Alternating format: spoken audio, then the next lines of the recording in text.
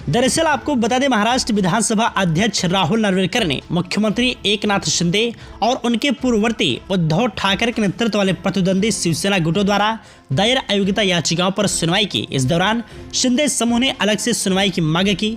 उद्धव के नेतृत्व वाले गुट ने जोर देकर कहा कि याचिकाओं पर अलग से सुनवाई की कोई जरूरत नहीं है, क्योंकि सभी याचिकाओं के पीछे एक ही कारण है।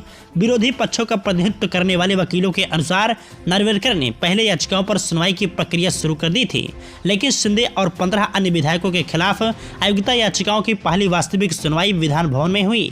दिन की सुनवाई खत्म होने के बाद शिंदे समूह के वरिष्ठ वकील अनिल साखरे ने संवाददाताओं से कहा कि प्रत्येक व्यक्ति जो अयोग्यता याचिकाओं में एक पक्ष है, उसके इसके बारे में कुछ न कुछ कहना है, इसलिए हमने सभी याचिकाओं को एक साथ जोड़ने के बजाय उनकी अलग अलग सुनवाई की मांग की। उनके तर्क का ठाकरे के नेतृत्व वाली शिवसेना यानी उद्धव बाला साहेब ठाकरे ने विरोध किया।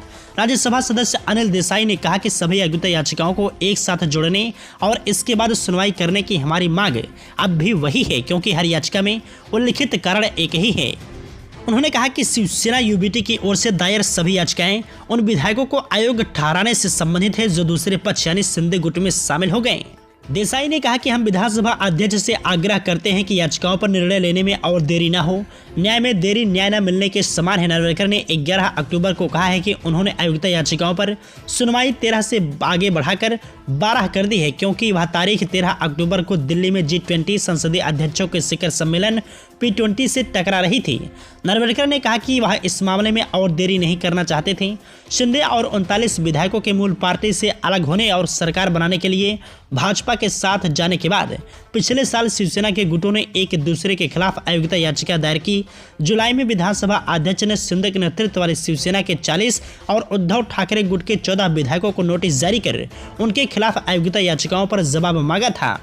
स्पीकर ने कुल 54 विधायकों के खिलाफ नोटिस जारी किया था, लेकिन पिछले साल शिवसेना के विभाजन के बाद चुनी गई शिवसेना यूबीटी विधायक ऋतुजा लटके के खिलाफ नोटिस जारी नहीं किया गया था। अविभाजित शिवसेना के मुख्य सचेतक के रूप में ठाकरे गुट के सुनील प्रभु ने पिछले साल पार्टी में विद्रोह और इसके परिणाम स्वरूप विभाजन के बाद शिंदे और 15 अन्य विधायकों के खिलाफ अयोग्यता याचिका दायर की थी।